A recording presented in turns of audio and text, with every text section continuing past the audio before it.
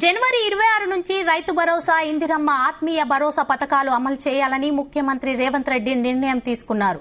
పథకాలను ప్రతిష్టాత్మకంగా తీసుకుని అమలు చేయాలని కలెక్టర్లను ఆదేశించారు.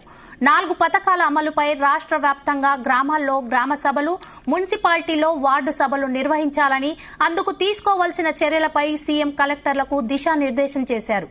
ఈ మేరకు కలెక్టర్లతో జరుగుతున్న సమావేశంలో సీఎం పలు కీలక నిర్ణయాలు తీసుకున్నారు.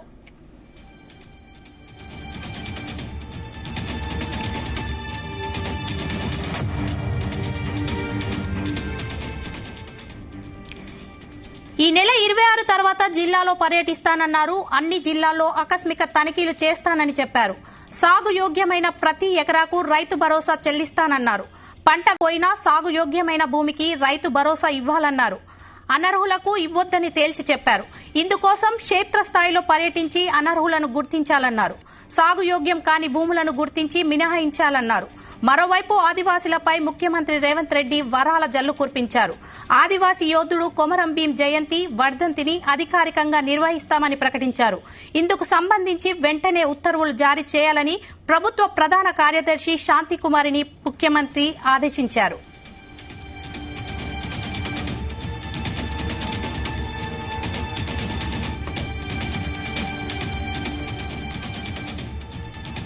ఇక ఇదే అంశంపై మరిన్ని వివరాలు నరేందర్ అందిస్తారు. నరేందర్, రైతు అధికారికంగా కొమరం భీం జయంతి, వర్ధంతి ఇట్లాంటి అన్ని జరపాలన్న నిర్ణయానికి ముఖ్యమంత్రి రేవంత్ రెడ్డి వచ్చినట్టుగా కూడా మనకు సమాచారం ఉంది. ఇప్పటికే కలెక్టర్ల సమావేశం కూడా జరిగింది. దాని తర్వాత కూడా ఈ కార్యక్రమంలో చాలా క్లియర్ గా కూడా మాట్లాడడం జరిగింది. ఆదివాసులపై పెట్టినటువంటి ఉద్యమ కేసులు ఎత్తివేస్తామన్నటువంటి ముఖ్యమంత్రి ఇవ్వడం జరిగింది. ఆదివాసీ విద్యార్థులకు 100% ఓవర్సీస్ స్కాలర్షిప్ కూడా ఇవ్వడం, అదేవిధంగా గోడు భాషలో బోధనపై సమగ్ర నివేదిక ఆదేశాలు జారీ చేయడం, ఉచితంగా సోలార్ పంపు చెట్టు, ఆదివాసీ సంఘాలకు నాయకులతో సమావేశం ఏర్పాటు చేసినటువంటి ఆయనే ఖచ్చితంగా ఇట్లాంటి అంశాలు కూడా మేము కొంత హామీలు ఇవ్వదలుచుకున్నాం ప్రజాప్రభుత్వం మీద అనేటువంటి విషయం మీద కూడా నాయకులు, ఆదివాసీ సంఘటనతో సమావేశానంతరం రేవంత్ రెడ్డి చెప్పడం జరిగింది. చాలా ప్రత్యేకమైన పరిణామం ఏంటంటే గత బీఆర్ఎస్ ప్రభుత్వంలో కూడా చాలా సార్లు ఈ ఆదివాసీలు డిమాండ్ చేయడం జరిగింది కొమరం భీం జయంతిని, వర్ధంతిని అధికారికంగా జరపాలని. అంటే ఈ ప్రభుత్వం వచ్చిన తర్వాత జరుపుతున్నది. అదేవిధంగా వాళ్ళకు ఓవర్సీస్ స్కాలర్షిప్ కూడా ఇస్తున్నాము. కోల్డ్ భాషలో వాళ్ళకు బోధన ఇచ్చి ప్రయత్నం కూడా చేయాలని చెప్పడం జరిగింది. కనుక రేవంత్ రెడ్డి ఈ వరాలందరూ కొట్టివేయడంపై ఆదివాసీ సంఘాలంతా కూడా హర్షం వ్యక్తం చేస్తున్నారు. కొమరం భీము జయంతి సంబంధించి వర్ధంతి కానీ అధికారికంగా స్టేట్ ఫంక్షన్ గా నిర్వహించడం అనేది ఇది గొప్ప అవకాశం అంటూ కూడా వాళ్ళు బయటకు వచ్చి మాట్లాడడం జరిగింది. ఈ వెంటనే ఉత్తర్వులు జారీ చేస్తున్నామని కూడా ప్రభుత్వ ప్రధాన శాంతికుమారి చేత ఆదేశాలు కూడా జారీ చేయడం జరిగింది. ఆదివాసీ సంఘాలు నాయకులతో ముఖ్యమంత్రి సమావేశమై సచివాలయంలో చాలా అంశాల మీద కూడా మాట్లాడడం జరిగింది.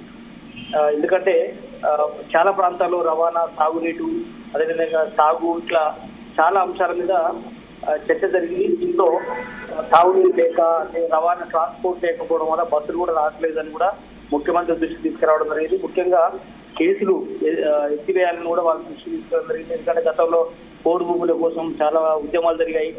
అదేవిధంగా విద్యా, ఉద్యోగ, ఆర్థిక సమస్యలను కూడా ముఖ్యమంత్రి దృష్టికి తీసుకురావడం జరిగింది. కనుక ఇవన్నీ వివరించిన తర్వాత సానుకూల నిర్ణయం తీసుకోవడం జరిగింది. ప్రతి సమస్యను మేము చాలా ఓపికతో పరిష్కరించగలుగుతున్నాం. త్వరలోనే వీటి పరిష్కారానికి గుణవుతామని కూడా చెప్పడం జరిగింది. కనుక ఫస్ట్ ఏదైతే ఇంపార్టెంట్ ఇష్యూస్ ఉన్నాయో వాటిని త్వరగా నెరవేర్చడానికి ప్రయత్నం చేస్తాం. తర్వాత స్టెప్ బై స్టెప్ ఫేజ్ మేరలో చేస్తామని చెప్పగా సమగ్ర అధ్యయనం చేసి నివేదిక అధికారులు అందజేస్తారు. దాని తర్వాత అన్ని నిర్ణయాలు త్వరితగతిన చేసే ప్రయత్నం చేస్తామని కూడా చెప్పారు. ప్రతి 4 నెలలకు ఒకసారి సమావేశంలో ఇక్కడి నుంచి అని చెప్పడం జరిగింది ముఖ్యమంత్రి.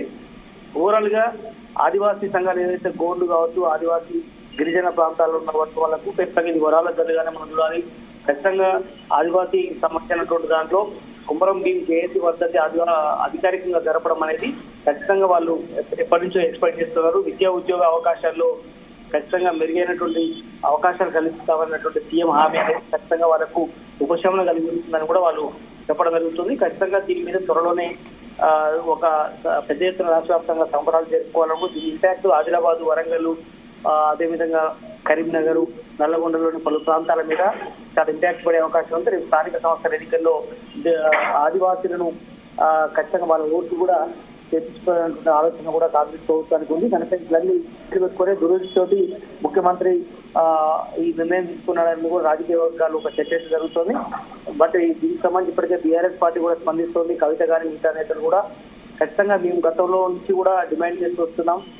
ఏదైతే గతంలో హామీ ఇచ్చారో ఆ హామీని నెరవేర్చే ప్రయత్నం చేస్తున్నందుకు ఇది మా విజయంగా కూడా బీఆర్ఎస్ పార్టీ బీజేపీ చెప్తోంది.